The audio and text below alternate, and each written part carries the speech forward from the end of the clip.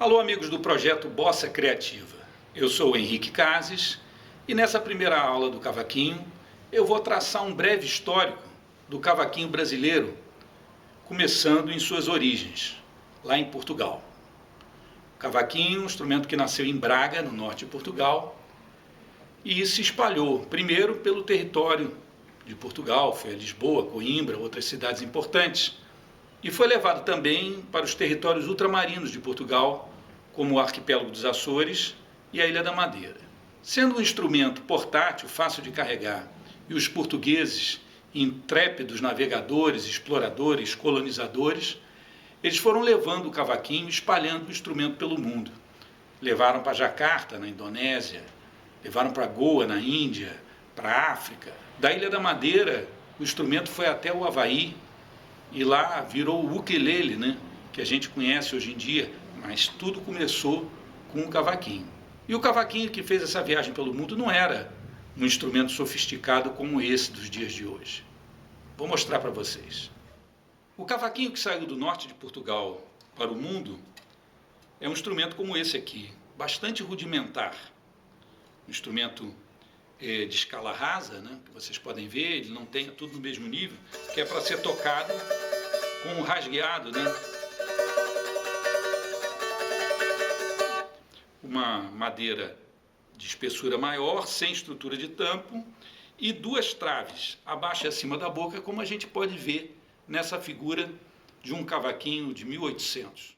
Um instrumento muito leve, com um som agudo, e próprio para ser tocado caminhando, para ser tocado na rua. Esse aspecto festeiro do cavaquinho, ele está lá no DNA do instrumento.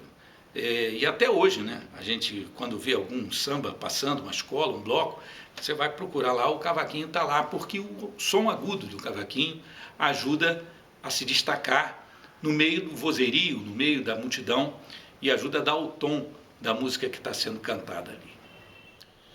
Não se sabe onde e quando o cavaquinho chegou ao Brasil exatamente, mas que no final do século XVIII e começo do XIX, ele já estava participando da nossa música popular no acompanhamento da modinha e do lundu. Aliás, essa palhetada do lundu, né?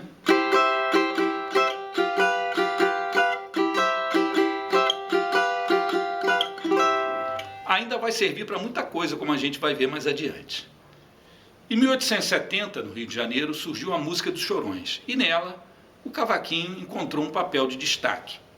Esse papel de acompanhamento que o instrumento fazia junto dos violões, acompanhando os solistas de flauta, de clarinete, de trompete, era muito dificultado, porque era uma espécie de disputa. O solista queria tocar algo mais difícil para derrubar o acompanhador, e o pessoal tinha que ser bom de ouvido e conseguir acompanhar as modulações, né, e as surpresas que o solista preparava sem deixar cair o acompanhamento. Em torno de 1906, surgiram as primeiras gravações com cavaquinho em grupos de choro, em trios, formados por violão, cavaquinho e um instrumento solista, flauta, clarinete principalmente. Esses grupos, né, eles vão também ser usados como base para os lançamentos na década seguinte dos primeiros sambas, né? Um samba que era muito diferente, era um samba meio machixe.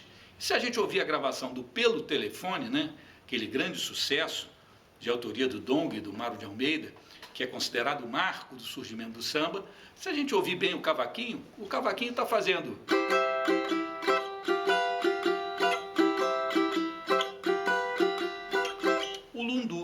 o ritmo do lundu, que foi a base, né, ali que serviu para o samba. No final da década de 1920, surgiu no bairro do Estácio um tipo de samba diferente. Era um samba que tinha mais percussão, que tinha uma batucada junto, né? E para acompanhar esse samba, teve que se reinventar aquela formação do grupo de choro. E essa formação, agora contando com a percussão, com o pandeiro, com o tamborim, o ganzá, né, de um lado, e os violões, mais de um normalmente, do outro. E esse grupo tinha como elo de ligação, né, capaz de fazer essa função de juntar os sons da percussão com das cordas, de juntar o ritmo com a harmonia, o cavaquinho. E o cavaquinho passou então a ser o próprio estruturante do acompanhamento de samba. O primeiro cavaquinista a se destacar nessa fase foi Valdiro Frederico Tramontano, o canhoto. O canhoto tinha uma característica muito importante como cavaquinista, porque ele tocava, né, invertendo o cavaquinho, mas sem trocar a ordem das cordas. Com isso, ele, de certa maneira, corrigia uma questão no cavaquinho, porque quando você toca as cordas mais graves, que tem mais peso, quando você dá a palhetada para baixo, que é a palhetada que tem mais força, você reforça a diferença que existe entre essas cordas e as cordas mais agudas, que tem menos corpo, que tem menos peso. E como ele trocava o lado do cavaquinho, mas não trocava as cordas, ele acabava compensando com a sua palhetada a diferença, o desequilíbrio do instrumento, fazendo com que a palhetada tivesse, assim, um equilíbrio muito perfeito. Isso ajudou a estruturar o grupo do Benedito Lacerda, o primeiro conjunto que ele tocou, e depois, a partir de 1951, o Regional do Canhoto, em que ele atuou junto com outros grandes músicos, no violão, Dino Imeira, o Altamiro Carrilho na flauta, Orlando Silveira no acordeon. Era um conjunto de excelência que gravou praticamente tudo nesse tipo de formação. Enquanto o cavaquinho de acompanhamento se desenvolveu no conjunto regional, nas estações de rádio, nos programas de calouro, né, em que aquele grupo, com 2, 3 violões, um cavaquinho, uma percussão, saía acompanhando tudo sem arranjo, na hora, inventando, tocando música que nem conhecia, o cavaquinho de solo aguardou até 1949 para dar o seu grande salto. O grande salto começou com essa melodia aqui que todo mundo conhece no mundo inteiro hoje em dia.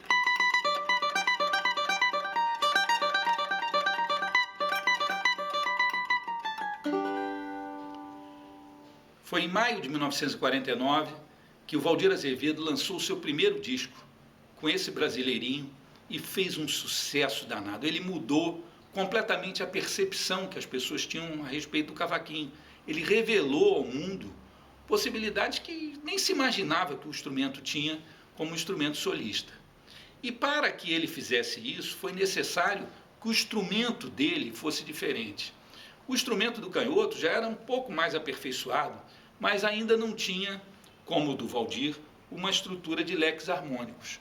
Essa estrutura permitiu usar um tampo de madeira mais fino, dando mais corpo, mais grave e mais sustentação ao instrumento. Isso normalmente para o acompanhamento não seria de grande utilidade, mas para a expressividade do solo fez toda a diferença.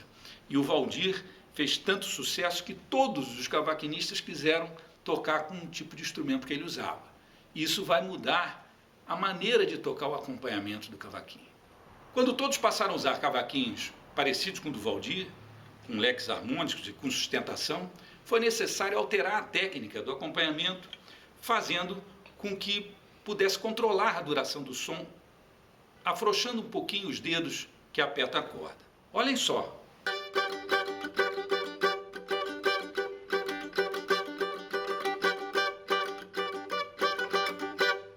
Assim surgiu esse tipo de efeito, que eu chamo de staccato percussivo, e que multiplicou as possibilidades do acompanhamento do samba, fazendo com que surgissem grandes acompanhadores, estilistas, originais, que deram cada um o seu jeito, o seu sabor, a partir dos anos 60, e fizeram com que o cavaquinho do samba ganhasse um universo gigantesco. Eu vou citar aqui 3 grandes escolas: o Mané do Cavaco, né? Mané que tocava com um cavaquinho bem parecido com o do Valdir Azevedo, tinha uma palhetada muito firme, muito segura, e que veio junto com o sucesso do Martinho da Vila, né? O Carlinhos do conjunto Nosso Samba, que teve grande destaque nas gravações da Clara Nunes. Clara Nunes gostava de botar o cavaquinho dele lá quase na frente junto com a voz, e a gente pode escutar perfeitamente as palhetadas do Carlinho e o Paulinho da viola. Esses três foram, sim, três escolas diferentes que surgiram, sendo que o Paulinho não usa o staccato percussivo, ele toca deixando soar o acorde.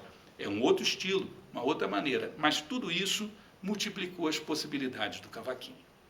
E assim chegamos aos dias de hoje com um cavaquinho de solo e de acompanhamento, cheio de novidades, e novidades também no campo do estudo do instrumento, né? Com o surgimento do bacharelado em cavaquinho na Escola de Música da UFRJ, um grande orgulho que a gente tem, e que dois alunos, né, que depois se tornaram mestres, estarão dividindo comigo essas aulas de cavaquinho, os professores Pedro Cantalice e o Henrique Garcia. Fiquem de olho que muitas informações importantes sobre o instrumento passarão por aqui. Até lá!